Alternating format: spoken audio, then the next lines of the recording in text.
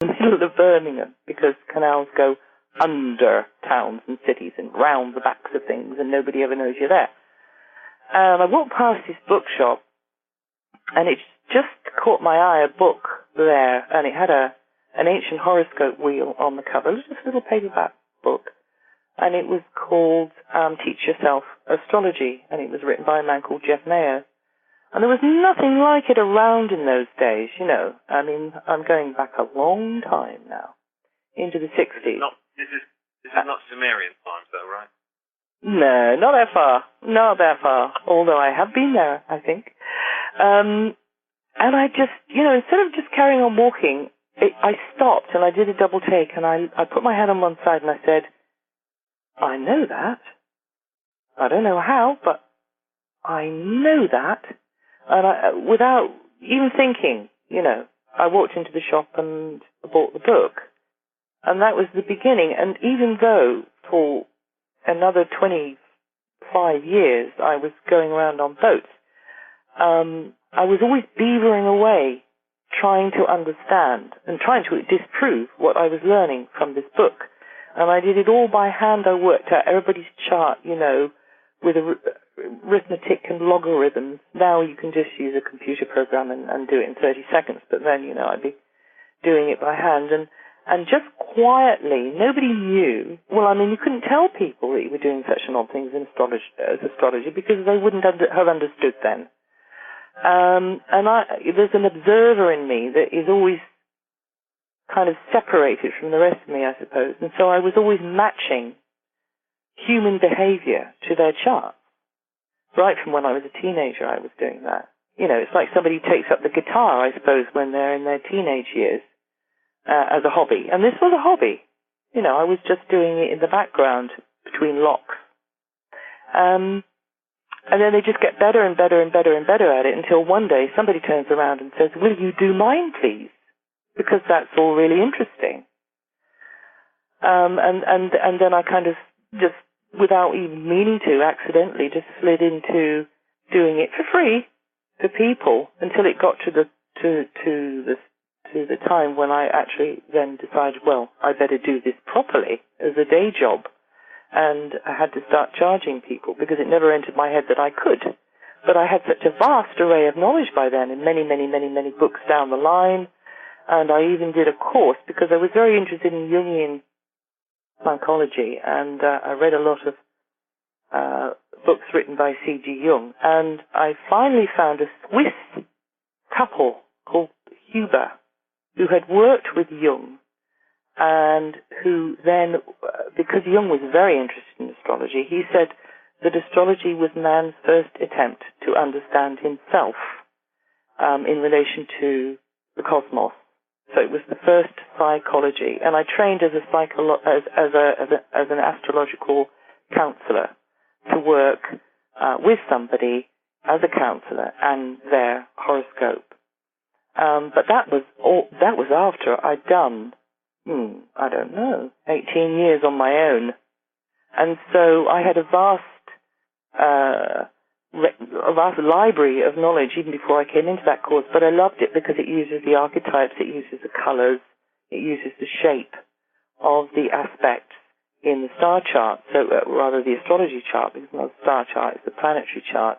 So when you look at the chart, all of those different colored lines, to me, they've got flavor, they've got sound, they've got meaning. And they marry up and they join up. It's like a circuit board, or you could say it's like a piece of software that you run for a lifetime in this huge consciousness computer that we all live in. So, yeah.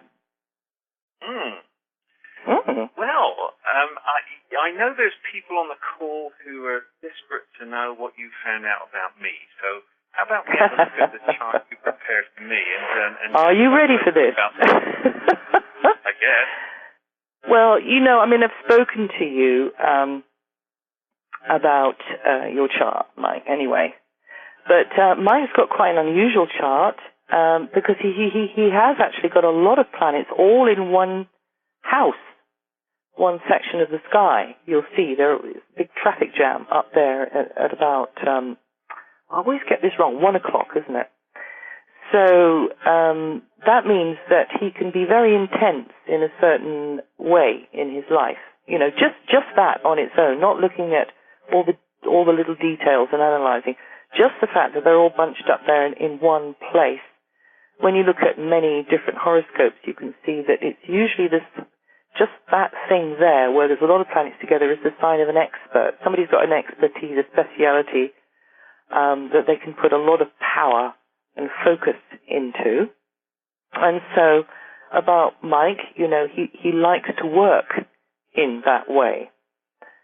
His rising sign, now he's got the sun in Virgo, and his rising sign is in Aquarius. And his moon, I believe, because I haven't got the chart in front of me, is in Virgo. Isn't that correct? I think it is. So his sun and his moon are very close together, which means that his left and his right sides of his brain are quite in harmony. So he can go rattling off about something without really knowing what he's going to say next. Because that instinct in him is so strong, that intuitiveness is so strong in him, because, as I say, the solar side and the lunar side are quite close together. His rising sign, and all of our rising signs, I call it the front door. I call it like the persona, how you come across. And his Aquarius is the rebel. It's the reformist. It's somebody that loves working with groups. It's a very humanitarian sign, but it can be a bit quirky. And so you usually find people with Aquarius rising or the sun and moon in Aquarius,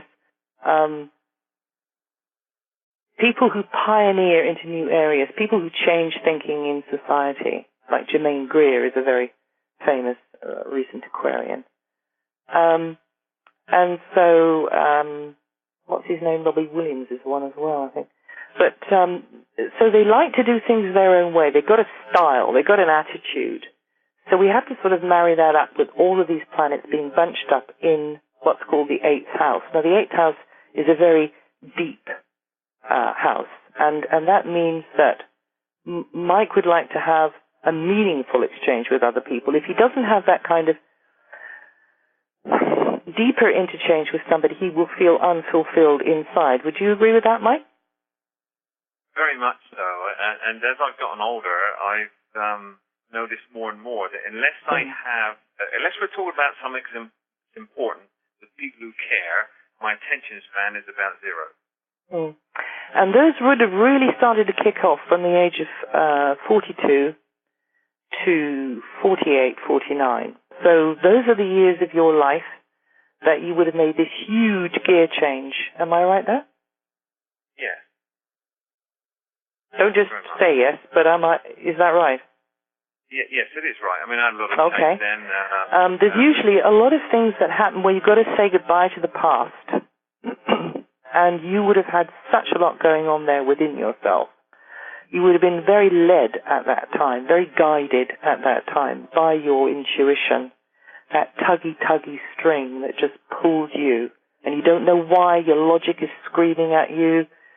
You know, you're analyzing things and you're coming up with the wrong sorts of answers, and yet still, relentlessly, this tuggy string just pulls you.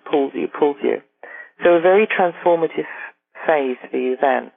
But in general, even though that's when you came up to all those planets, because when we're born, we start at the degree of our rising sign, way over on the other side, on the left-hand side of the chart, and then the clock starts ticking and we go through all of our life right down at the bottom